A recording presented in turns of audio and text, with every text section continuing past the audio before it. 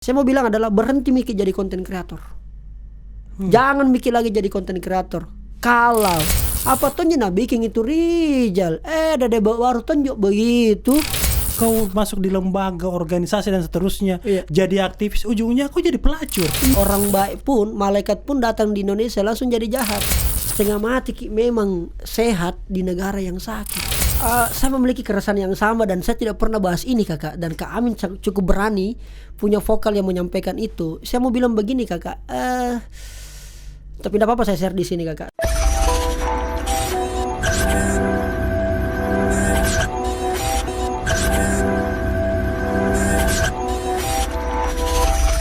One days, one goals, one goodness. Selamat datang di Mata Pemuda. Masih bersama saya, Nur Amin Saleh, tuan rumah Mata Pemuda. Di segmen ini sangat-sangat luar biasa. Siap. Sebab saya kedatangan konten kreator hebatnya bukan cuma Makassar, tapi di Indonesia Timur. Ampun. Siapa lagi? Saya tidak berpanjang-panjang, langsung menyapa Kakak Rijal Jamal. Siap kami, luar biasa. Mata Pemuda. Mata Pemuda. Bagaimana kabarnya Kakak? Alhamdulillah sehat, Madeceng. Alhamdulillah. Siap. Aktivitas ya padat ya, padat atau agak rapat lah kira-kira. rapat. Iya betul. Oh beda ya kalau bilang padat. Beda. Kalau padat kan ya kayak Jokowi mungkin padatnya tuh jadwalnya. Tapi kalau rapat ini kan kayaknya ya di pas-pas di semua. Nah, kalau padat kan baku tabrak-tabrak kayaknya. Siap. Itu kira-kira kakak. Saya terima kasih banyak nih dapat undangan spesial dari KNPI Kota Makassar. Bisa kemudian kita sharing-sharing, apalagi Kak Amin tawa sebagai host dan podcasternya. Siap. Saya ada pantun dulu itu Kak Amin. Silakan. Iya. Bunga mawar, bunga melati, jangan disimpan dekat kecapi. Sungguh senang rasanya hati bisa datang di podcastnya KNPI. Oke, luar biasa. Biasanya kalau saya berpantun itu dibalas. Ampun. Satu sama. Perlu saya pertegas. 3 jam sebelum dimulai ke Rijal. Apa itu? Saya sudah mau berpikir apa pantun yang saya mau. Karena saya tahu yang saya undang ini ke Rijal yang secara sastra Masya luar biasa. Allah. Tapi saya sudah berpikir, saya langsung menyatakan diri bahwa ampun saya ke Rijal. Siap Kak Amin, siap. Oke Kakak Rijal, kita ini kan dikenal konten kreator yang sangat konsisten. Yes. Paling produktif juga saya lihat karena tidak berhenti Amin. menebarkan energi positif, dan yang paling utama yang saya mau garis bawahi yang banyak konten kreator tidak ada di kita. Apa itu? Yaitu kita selalu mewakili suara-suara yang terbungkam. Gitu. Dari riset kayak Kak Amin. Iyalah. Baik. Karena kenapa? Mau di TikTok, mau di IG dan sosmed lainnya, banyak sekali penggalan-penggalan video yang mungkin mengkritik pemerintah atau instansi tertentu yang menurut itu melanggar akal sehat. Mati meja. Iya. Kenapa mau masuk di ruang yang sensitif sebenarnya? Dijawab langsung ini. Silakan. Walaupun masih ciri yang pertama ya. Iya. Kenapa di situ kakak? Saya merasa ada ruang yang kosong di situ, yang kemudian pemainnya ndak banyak. Iya. Kan begini ceritanya kakak. Orang buka medsos ini kan 3 alasan Ji. Pertama cari informasi, cari hiburan, dan cari sesuatu yang bisa menginspirasi atau bisa memotivasi dia. Iya. Nah, kalau konten kreator yang di bidang hiburan kayaknya banyak deh di Makassar. Saya juga sebenarnya orang entertain Kak Amin. Betul. Tapi kemudian kayaknya kalau saya mau dilirik dan banyak bermain di wilayah yang sudah banyak pemainnya, kayaknya nggak bisa deh. Saya pilihlah yang kemudian yang terakhir karena sedikit konten kreatornya di situ. Itu alasan yang pertama kakak. Alasan kedua, kenapa harus temanya ke pemerintahan atau politik dan sebagainya. Saya memang di awal bikin konten kakak sudah menentukan segmen marketku. Ada 3, yaitu politik, pemerintahan, bisnis, dan juga pendidikan. Karena yang ditanyakan tadi kebanyakan bernuansa ke politik dan pemerintahan. Benar. Kenapa banyak begitu? Karena saya rasa pertama ada ruang yang kosong di mana kebebasannya orang sekarang kan ada media sosial, era digital ini kan harusnya bebas. Tetapi kadang-kadang kekecewaan saya banyak juga ternyata itu tidak dimanfaatkan dengan baik, terutama oleh banyaknya kaum-kaum anak muda. Menjadikan medsos ini hanya sebagai ajang narsisme. Harusnya bisa dipakai untuk bisa menyampaikan beragam gagasan, idealisme di sana. Kenapa dikritik? Karena kenapa kontennya banyak mengkritik? Karena ya itulah tadi, ada keresahan yang saya rasa dan saya merindukan hal-hal yang ideal itu betul-betul terjadi. Di situlah kira-kira sederhananya kakak. Kan bahaya itu. Takut kak sebenarnya jawab ini, tapi oke lah. Bahkan sempat yang lagi bergulir ini kan, kemarin sempat di take down kita punya IG. Oh iya betul. Hanya gara-gara menyuarakan suara yang terbungkam itu. Betul. Itu luar biasa. Berani Ki, bahkan mungkin kita lihat banyak aktivis di luar sana belum tentu dia berani bersuara di media digital. Dia hanya beraninya saja mungkin angkat orasi. Tapi kalau media digital berpikir ke orang. Tapi kita berani. Sederhana kakak, karena saya tidak bisa tidur kalau saya tidak luapkan. Itu masalahnya kakak Amin. Jadi kalau saya bawa tidur, saya merasa kayak ada beban. Saya bilang enggak bisa, ini harus saya sampaikan. Tinggal memang caraku yang saya pilih adalah, kan pernah atunya demo Omnibus Law. Karijal Kandaya turun sebentar di flyover Kanda. Saya bilang, woi pelan-pelan Tommy kok juga cilaka. Lewat masa aku saya ini. Betul. Kita pernah sama-sama, kita tutup jalan di flyover, kita bakar ban, DPR, gubernur. Kan lewat masa aku dong, bukan mahasiswa. Betul. Saya bilang kamu orang lagi di darat, saya tetap juga, tapi saya lewat udara. Sama pentingnya kakak. Jangan bilang bahwa udara lebih penting, konten lebih. Enggak Ji, sama-sama Ji pentingnya. Kau Tommy di darat, saya di udara. Tapi ingat Ki, jaga Ki masing-masing ini konsolidasi kita dengan baik-baik. Saya bilang sama anak-anak begitu waktu Omnibus Law ini kakak. Sama waktu yang korupsi di yang undang-undang KPK. Waktu itu saya bilang yang penting teman-teman ini jangan terpengaruh. Jangan terpengaruh dengan isu-isu yang lain. Jangan mencederai apa yang teman-teman bawa. Karena kami di media atau di udara, kami juga berjuang menjaga itu. Saya bilang begitu. Bilang, oh iya Pak Dekanda. Nah, maksud saya kalau ditanya kenapa berani, ya pertama saya tidak bisa tidur kakak Amin. Terus terang saja sampai ini. Agak punya beban kalau saya. Ini sebenarnya saja banyak hal yang terjadi ini kan. Kita take podcast ini kan lagi bergulir masih pro kontra tentang RKUHP. Banyak sekali kemudian pasal-pasal yang kontroversi, penghinaan presiden lah, korupsi dan seterusnya. Yang sebenarnya mau bersuara, tapi sekali lagi saya pernah sampaikan bahwa ada keluarga aku ini Itulah. Itu yang saya maksud poinnya Kakanda. Maksudku masih ada cita-cita aku belum kesampaian. Betul. Karena kenapa? Saya juga banyak berhubungan dengan pemerintah. Iya betul. Hampir nyaris melanggar nilai-nilai etik yang ada di diri saya. Tapi saya selalu berpikir kalau idealisme yang saya bangun ini terlalu lurus, tidak ada yang mau berteman sama saya. Dan secara tidak langsung itu selalu kita sampaikan begitu. Betul. Berat memang tantangannya kakak. Memilih jalan itu. Pertama sekali lagi saya punya prinsip kan sederhana. Jangan benarkan yang biasa. Mari biasakan yang benar. Karena dulu ada orang ditangkap sama KPK, sudah begitu semua aja orang. Itu kebetulan karena dia lagi apes. Aku suka sekali sebenarnya statement itu kakak.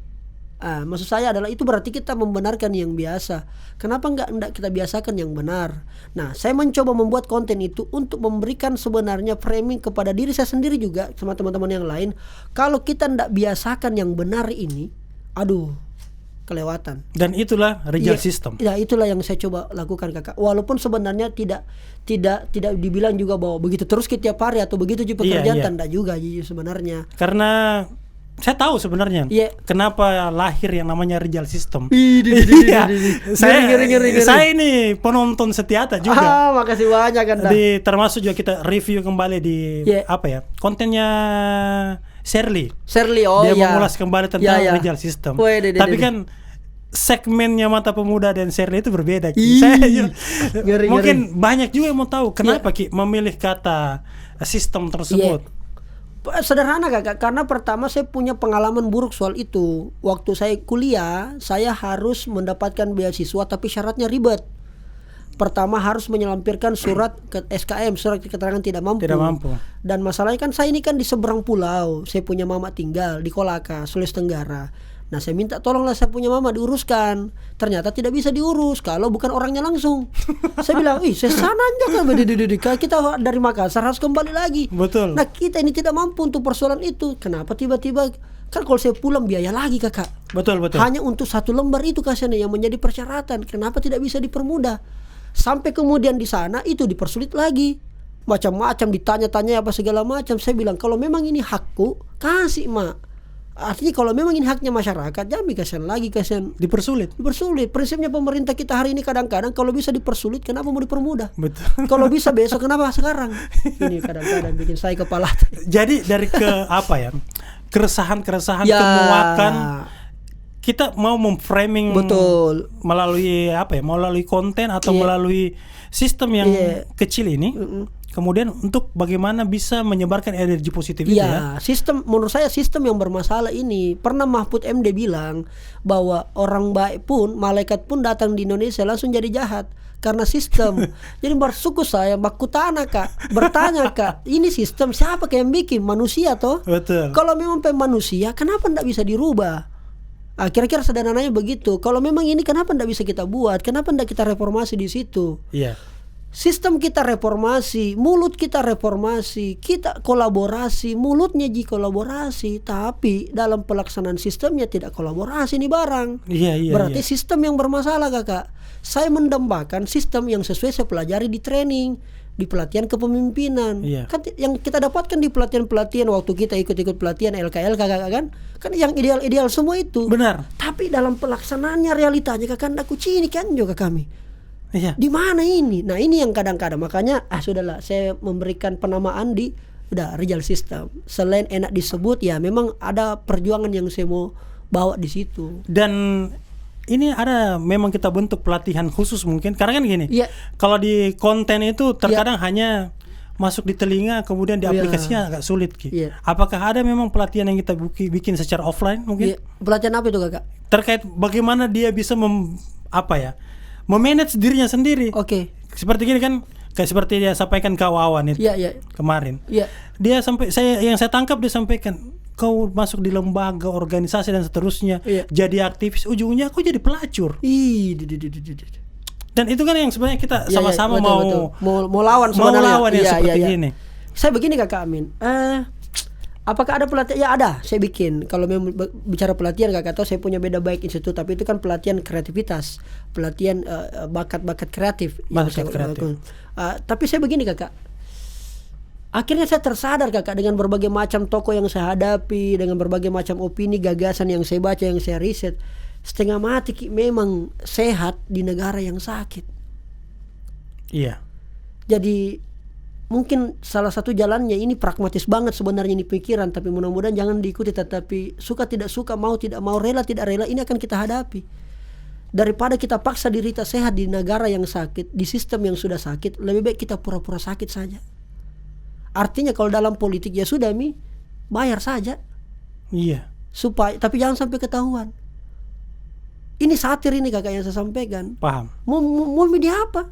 Nah sekarang pertanyaannya, bagaimana caranya supaya sesuai yang kita harapkan Kak Rijal? Tidak ada jalan lain, bersatu. Iya. Bersama sama-sama semua. Karena kalau satu tidak bisa, kejahatan yang terorganisir akan mengalahkan kebaikan yang tidak terorganisir. Kalau yang jahat-jahat saja, yang tidak baik, mereka bisa dengan lapang dada, bersuara lantang dan seterusnya, bahkan kemudian kita ditakut-takuti. Kenapa yang baik-baik kodonu biarkan jika kasihan? Nah inilah yang kadang-kadang saya tuntut kepada anak-anak muda lain. Kemengaseng kok saudara. Sama-sama aja gini. Masukku saya ya teman-teman di KNP ya biar Tommy di KNP. Saya di konten biar Tommy, saya berjuang di sana. Yang di entrepreneur berjuang Tommy. Ujung-ujungnya kita ketemu di ujung mengharapkan sistem yang ideal itu. Semua level Kakak. Level daerah sampai dengan pusat, sistem yang sifatnya mungkin pemerintahan maupun non pemerintahan. Kenapa? Karena sekali lagi kita ini kan mau menjadi atau meninggalkan legacy. Nah, legacy saya adalah itu tadi. Alhamdulillah kalau Kak Amin dengan tim Mata Pemuda ini sudah memotret itu. Ya, alhamdulillah. Walaupun saya tahu tidak boleh berhenti sampai di situ. Nah, kira-kira sederhananya gitu Kak Amin. Iya. Ini luar biasa sekali. Iya. Dan kita baru mulai langsung berat sekali kayaknya. Ya. Saya mau turun grade dulu ini Kakak Rijal. Apa itu Kakak? Kembali ke konsistensitas sebagai content creator. Tapi content creator kan banyak orang bisa memberikan penilaian terhadap dirinya sendiri. Tapi kita setiap konten yang kita berikan itu ada nilai edukasinya gitu. Mudah-mudahan ada nilai edukasinya. Kenapa selalu konsisten dengan mengutamakan edukasi di setiap konten yang kita berikan? Sederhana kakak. Pertama, selain itu dibutuhkan memang oleh masyarakat, karena orang buka media sosial salah satu alasannya tadi ingin dapat sesuatu yang mengedukasi dan sedikit pemainnya di sana. Kalau kita entertain ya, itu kenapa kita follow Tombing Abu, Kakak Basitoaya, karena kita mau terhibur dari konten-konten itu dan beberapa konten kreator yang lain lah. Nah sekarang yang edukasi inspirasi hampir dihitung jari kalau di Makassar. Setahu saya kakak. Nah ini yang perlu kita galakkan dan perlu kita kasih banyak-banyak. Makanya berapa kali saya bilang sama teman-teman anak-anak pelajar, kenapa kalau konten jelek-jelek gampang ngasih share? Betul. Ini konten podcast apa segala macam, kenapa tidak share gitu ya? Apa masalahnya? Ini kak kurang kreatif apa segala macam. Cocok kita kurang kreatif. Makanya menjadi PR juga buat kita para kreator yang bermain di wilayah edukatif. Ayo kita kasih kreatif ini bareng. Jadi kita tidak bisa salahkan orang kenapa tidak suka ya? Tidak bisa. Tidak ada salahnya itu netizen kakak. Yang salah ini kita sebagai penciptanya. Benar. Itu yang pertama. Yang kedua, kenapa konsisten? Saya punya prinsip sederhana. Apa yang kau mulai, kau harus kasih selesai. Faktanya banyak orang berhenti sebelum memulai. Iya. Makanya saya mau sampaikan di kesempatan ini, stop thinking too much. Jangan terlalu banyak berpikir. Start to take action. Ini yang menjadi kadang-kadang kakak, memulai sesuatu terlalu banyak pertimbangan, dipikir-pikir dulu. Nanti kalau begini, nanti kalau begini. Saya bilang ini yang tidak kasih maju. Dulu saya juga begitu kakak. Betul. Sudah mulai saja. Akhirnya apa resikonya, konsekuensinya dapat kecemoohan. Apa tuh nak bikin itu rijal. Dede baru tunjuk begitu. Saya dapat begitu kakak. Iya. Tapi prinsipnya sederhana. I don't care what people say. Tidak peduli saya apa yang kau sampaikan, selama yang saya bikin tidak naruh saya Ciko, tidak ganggu Jiki. Hak tak juga sudah saya ambil. Sudah lanjutkan perjuangan. Iya. Itulah kira-kira. Tapi saya memang konsistensinya saya tidak baca dari segmen negatifnya. Saya lihat dari betapa luar biasa. Kan terakhir mungkin saya ketemu di tahun 2015-2016. Boy lama kali. Di kita bawa acara masih. Ambo Indo. Betul. Gitu. Nah ini kan agak berbeda karakter yang kita dorong di sini. Pertanyaannya adalah yang mana karakter yang sebenarnya? Karakter yang sebenarnya begini kakak. Kalau untuk berbicara gagasan, idealisme, karakter ini konten, sekarang. Ini yang saya maksudnya konten-konten yang berbau kritik, konten-konten yang menginspirasi, mengedukasi, itu isi kepala. Isi kepala. Kalau yang sifatnya menghibur orang, jenaka dan seterusnya, pantun, itu isi hati. Itu isi hatiku. Itu sesuatu yang makanya saya harus kasih balance kakak. Harus kasih balance. Tidak boleh selalu konten-konten yang bagaimana sekali. Karena sekali lagi bisa jadi kita ini dijauhi oleh orang. Sedikit teman tak. Gitu. Saya ini kakak kalau berbicara dengan pemerintahan apa segala macam, saya berusaha konsisten. Sebenarnya sederhana, saya punya strategi. Tidak bisa kak juga terlalu dekat dengan penguasa. Kalau saya terlalu dekat dengan penguasa, susah kak kontrol kita nanti. Kalau pengusaha? Kalau pengusaha boleh lah. Sedapat mungkin dekat sekali. Tapi beda lagi ceritanya kalau pengusaha merangkap sebagai penguasa. Itu lenton cerita. Jangan terlalu dekat kakak. Setengah mati kita kontrol nanti. Jangan juga terlalu jauh. Karena kita nanti tidak dapat ruang untuk memberikan peran. Karena mereka yang sebagai yang memiliki legasi yang melakukan itu punya power yang besar sekali untuk menentukan barang-barang. Jadi kalau kita terlalu jauh juga, takutnya kita tidak ada ruang untuk berkontribusi. Nah ini mengaturnya ini yang ritmenya yang sulit ini. Dan tidak ada formulanya saya rasa. Tergantung pintar tak mami melihat kondisi dan keadaan. Saya besar harapan saya ke Karijal. Kita ikut serta mengatur pelatihan yang ada di Makassar atau di Sulsel. Karena kenapa kita tahu sendiri. Ini rahasia umum. Yang penting anggaran kegiatan terlaksana, anggaran aman, sudah selesai. Saya pernah masih beberapa minggu kemarin turun bawa materi. Lumayan. Lumayan tanda tangannya itu. Tapi bukan poin di situ. Bahkan saya enggak dibayar pun no problem. No problem. Tetapi masa bisa kita turun hanya sekian menit? Kemudian bisa mengubah mindset orang, kan enggak mungkin. Betul. Katanya waktunya mepet. Kan harusnya lebih prepare karena anggaran luar biasa. Betul. Makanya saya sampaikan harusnya di tahun kedepannya kita terlibat mengatur itu. Jangan biarkan orang-orang yang sangat pragmatis kemudian mengambil alih ruang-ruang pelatihan. Saya memiliki keresahan yang sama dan saya tidak pernah bahas ini kakak. Dan Kak Amin cukup berani punya vokal yang menyampaikan itu. Saya mau bilang begini kakak. Tapi tidak apa-apa saya share di sini kakak. Sebenarnya saya keresahan itu sangat besar untuk persoalan itu kakak. Pertama saya alumni penerima beasiswa Kemenpora kakak. Kita belajar 4 hal di sana. Leadership, community, creativity, dan entrepreneur. dalam persoalan leadership itu kakak ada tata kelolanya, ada manajemennya, ada metodenya. Nah kadang-kadang memang yang sempat viral yang video saya itu kakak yang di-share di Facebook, yang kemudian ada 2 kementerian bikin kegiatan tapi dilaksanakan di Makassar, yaitu Kementerian Pemuda dan Olahraga dan Kominfo. Nah waktu itu saya protes kakak, kan saya jadi peserta. Benar. Saya protes dan sebagainya. Kenapa kita selalu bikin kegiatan yang sekali lagi hanya berfokus pada output, tapi tidak pernah berfokus pada outcome. Output ya sudah, misalnya semi kegiatannya tuh ada foto-fotonya, ada LPG-nya, tapi kemudian tidak pernah kita mengecek apakah yang kita bikin ini betul-betul ada outcome-nya kah? Terasa betul kah ini? Nah inilah menjadi PR-nya terutama pembuat regulator termasuk juga eksekutor, DPR dan pemerintah. Kalau kita bicara Makassar berarti kota, ini harus betul-betul mengecek ke sana. Saya berharap sekali merindukan di Makassar ini yang dipakai itu betul-betul yang memang bidangnya. Kalau perlu ternyata banyak sekali yang jago dan terbatas di tempatnya, kurasi. Lakukan kurasi Pak, dan banyak kurator-kurator hebat di Makassar. Yang kita tidak inginkan adalah jangan sampai yang terlibat adalah yang kemarin tim-tim G. Yang notabene secara mungkin kemampuan tidak cocok atau mungkin kurang pas, sehingga kita merasa memiliki ini kota. Kota ini tidak hanya dimiliki oleh wali kota dan seluruh timnya, tapi kota dimiliki juga oleh yang kemarin tidak memilihnya. Itu harapan.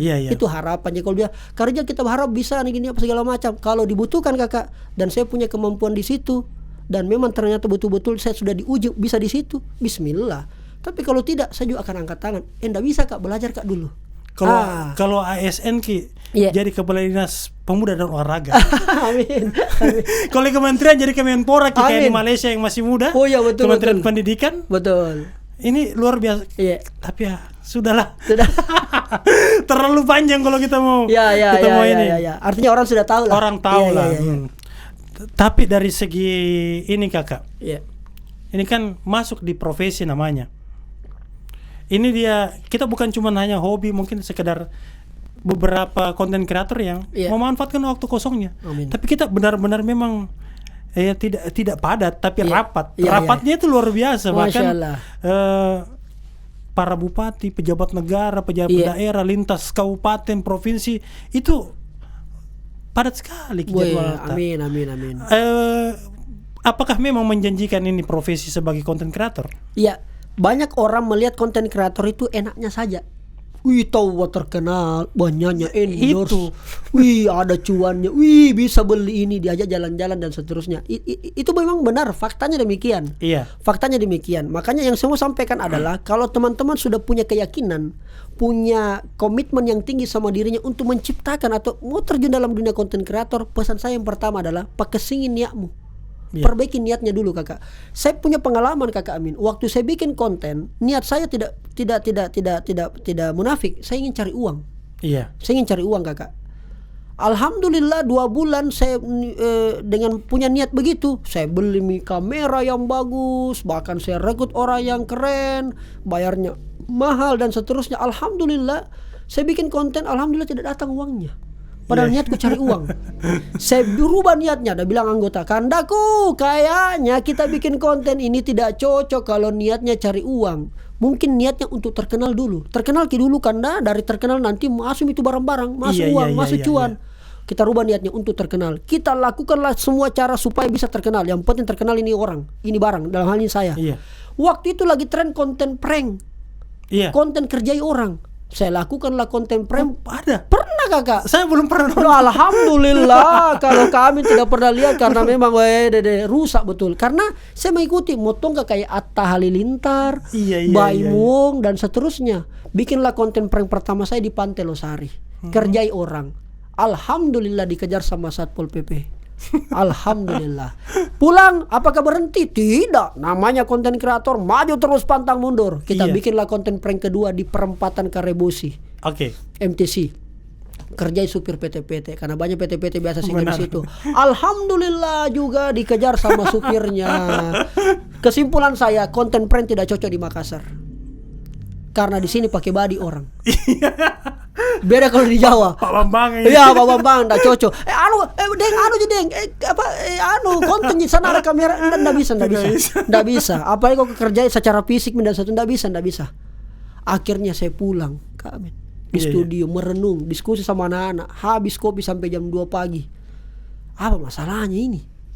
Kamera, alat sudah lengkap. Benar. Langsung dia bilang kota, Kak, kayaknya yang kita lakukan bukan sesuai hati kita.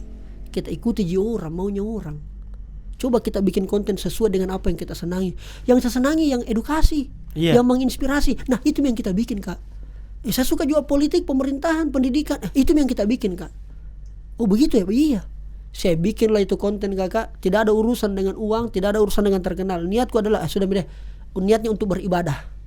Kalau kemudian ternyata penontonnya cuma 200, yang sedikit like-nya, sedikit komentarnya, sudah tidak apa-apa. Yang penting saya sudah beribadah. Apa yang terjadi, Kakak Amin? Tidak sampai 3 bulan uangnya dapat, terkenalnya dapat. Saya rubah niatku. Artinya apa? Garis poin pertama yang saya mau highlight adalah kalau kita mau jadi content creator, jangan dulu niatnya mau cari uang. Temukan dulu jati dirimu di situ. Niche-mu apa? Niche-mu apa? Saya mau bikin content creator karena begini. Saya mau sampaikan teman-teman di sini di forum Mata Pemuda ini dan tidak pernah saya sampaikan. Siap. Saya mau bilang adalah berhenti mikir jadi content creator. Jangan mikir lagi jadi content creator kalau tidak punya ciri, kalau tidak punya karakter, tidak punya pembeda dengan yang lain. Kami setiap detik, setiap menit, setiap hari muncul kreator-kreator baru yang lebih hebat. Anak-anak SMA. Kehadiran TikTok memudahkan orang semua jadi content creator dan editor. Pertanyaannya kemudian, kita mau bersaing dengan mereka? Kalau mau ikut-ikutan, tidak punya ciri, jangan bikin. Siap. Iya, memang ada uangnya, ada. Alhamdulillah ada. Saya dapat penghasilan dari YouTube, alhamdulillah. Dari TikTok ada, Instagram ada. Belum lagi yang sifatnya offline. Iya. Alhamdulillah ada. Tetapi sekali lagi, yang dilihat itunya saja, lihat prosesnya. Salah satu tadi yang saya cerita lagi proses yang saya bisa cerita sama teman-teman di sini bahwa niat sangat menentukan. 0 ke 100 itu susah sekali. Subscriber 100 ke 1000 susah sekali. 10 ke 1000 ke 10.000 mulai agak ganda terlalu susah. 10.000 ke 100.000 alhamdulillah running well. Berjalan sesuai dengan apa yang kita harapkan. Dan kita salah satu konten kreator yang edukatif. Amin. Mungkin yang paling tertinggi ya di Indonesia Timur. Masya Allah. Kayaknya masih banyak juga yang lain. Kalau yang edukatif, kalau yang memang hiburan, hiburan mungkin ada yang di atas.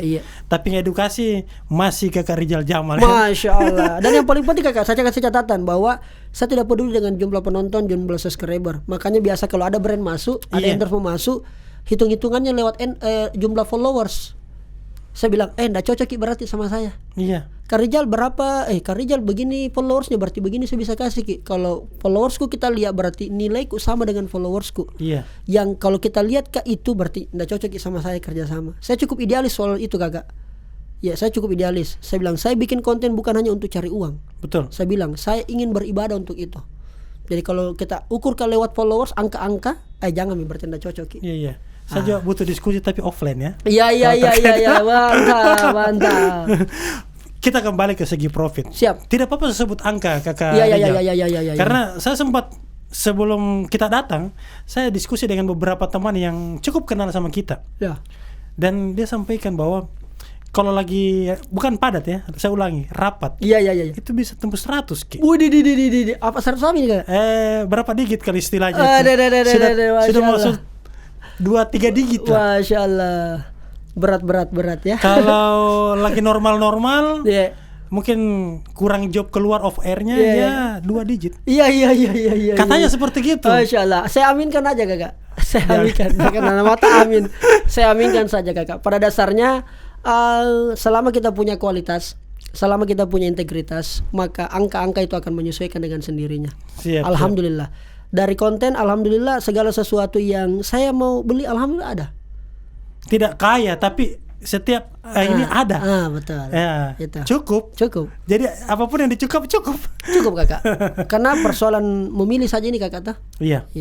Dan ini memang harus di-highlight untuk teman-teman bahwa kalau kita memang fokus, niatnya kita memang nawaitunya kita bagus, betul. Insya Allah pasti bisa jadi. Bisa.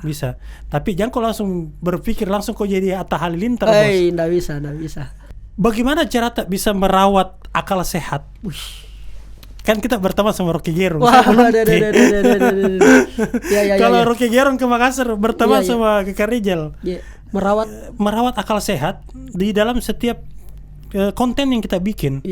Karena kan banyak orang yang sudah miring akalnya kalau seandainya dia sudah bersentuhan dengan orang si A dan si B. Kalau mungkin dia menyerang si A, tapi kalau dia diundang secara terhormat dia berteman kayak gitu. Iya. Tapi kalau kita lihat kalau ada yang minor dari kita mungkin lebih memilih berpihak dengan saya tidak boleh membenarkan apa yang dia katakan. Iya. Kenapa bisa merawat itu? Saya merawat itu kakak, pertama persoalan saya punya gagasan, itu yang pertama kakak. Yang kedua saya betul-betul menjaga circle pertemanan kakak. Itu yang paling penting saya jaga, circle pertemanan. Dulu waktu kita mau kuliah di Makassar, orang tua kita selalu bilang, nah hati-hati ki masih sekolah di Ujung Pandana hati-hati kena karena bahaya itu pengaruh lingkungan. Iya. Nah, artinya apa? Yang membuat orang cepat berubah atau tidak itu tergantung lingkungannya.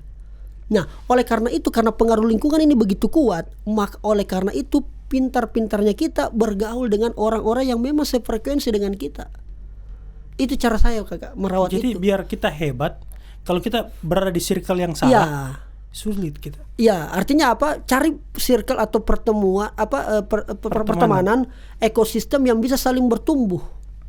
Yang saling bertumbuh itu kakak, kalau nak tahu ki salah nak kasih tahu ki. Bukan salah ki nak ceritai ki. Itu salah satu cirinya ekosistem yang bertumbuh. Iya. Kalau seandainya ada konten kreator anak-anak muda yang baru mau berkembang, kemudian dia lihat, saya suka Kak Rizal. Di mana dia bisa dapat? Bisa dapat gampang sekali. Pertama, semua akses Instagram media sosial saya terbuka. Kalau kemudian juga untuk ikut berkembang sama-sama, saya bikin gerakannya, pelatihannya, namanya Beda Baik Institute. Di situ tanggal 18 ini nanti Desember ini saya bikin kegiatannya. Salah satunya pelatihan public speaking komunikasi. Kenapa itu kakak? Karena itu saya mampu. Saya sekolahi, saya pelajari, saya dalami dan saya berusaha ahli di situ. Ya, pelatihan konten kreator juga ada dan seterusnya. Artinya apa kakak? Kalau kemudian kita sudah memastikan diri bisa di sini, jadilah betul-betul yang kita kuasai di situ. Saya selalu bilang kepada teman-teman bahwa jangan tahu sedikit tentang banyak hal, tapi tahu banyak tentang satu hal. Itu masalahnya kita biasa anak-anak muda, apalagi di Makassar. Banyak nak tahu tapi dangkal-dangkal. Tapi begitu nih, tidak mendalam. Usahakan sedikit kita tahu, banyak kita tahu, tapi satu hal saja atau dua hal, fokus ke situ. Betul. Iya, kalau kita fokus maka lakukan dengan yang namanya gigih, persisten. Kalau kita gigih luar biasa. Mari kita belajar sama Maroko. Iya. Masih di bola lagi. Masih di bola ya. Belajar dengan Maroko, itulah yang dibilang persisten. Gigi, dia berjuang luar biasa karena ada mimpinya dan dia fokus. Tidak mungkin skuadnya bisa begitu kalau tidak fokus sebelumnya kan menghadapi Piala Dunia. Setelah gigi apa? Endurance, daya tahan. Anak Makassar itu daya tahannya tidak diragukan. Makanya heran saya kalau anak Makassar jadi konten kreator tiba-tiba tidak konsisten nih. Berarti daya tahannya di mana? Endurance-nya di mana? Iya kan begitu. Betul. Sebagai penutup Kak Rizal. Baik. Setiap orang-orang hebat itu pasti memiliki first principle thinking atau prinsip fundamental yang memang tertanam di dalam dirinya. Orang seperti kita sampaikan, dia memiliki ciri sendiri. Kenapa dia ternilai? Karena dia punya identity, dia punya identitas sendiri. Betul. Nah, di kita apa yang menonjol terkait first principle thinking kita? Saya tuh punya prinsip sederhana kakak. Saya kan dulu di awal itu selalu dibully, dicaci maki, dihina, dihujat dan seterusnya kakak. Benar. Saya sadar saya bukan siapa-siapa, bukan ke anaknya siapa-siapa, bukan konglomerat bapak tak datang di Makassar kira-kira. Jadi prinsipnya sederhana kan dalam agama, laisal fata mayyakulu kana abi walakinnal fata mayyakulu hanaza. Anak muda yang hebat yang selalu bukan anak muda yang selalu mengatakan ini karena bapakku, ini karena mertuaku. Ya kan kira-kira begitu kakak. Tapi yang selalu mengatakan inilah saya. Karena ku tahu bukan kak siapa-siapa, maka saya harus menjadi siapa-siapa di sini. Itu prinsip pertama dalam diri kakak.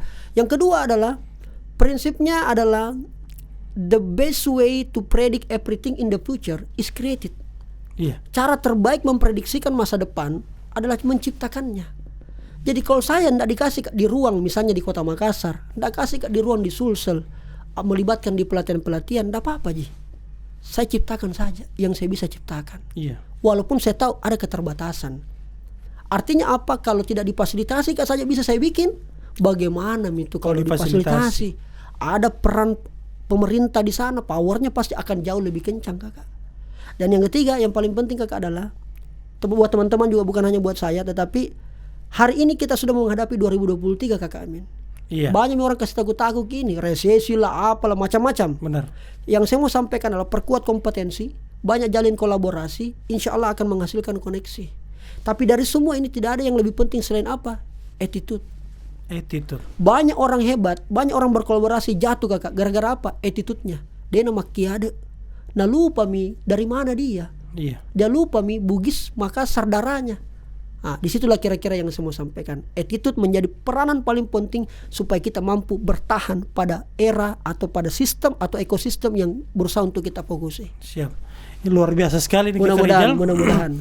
Ini mungkin orang dengar biasa saja, tapi kalau dia resapi bahasa attitude itu dalam sekali sebenarnya. Betul. Oke, Kakak Rijal. Siap.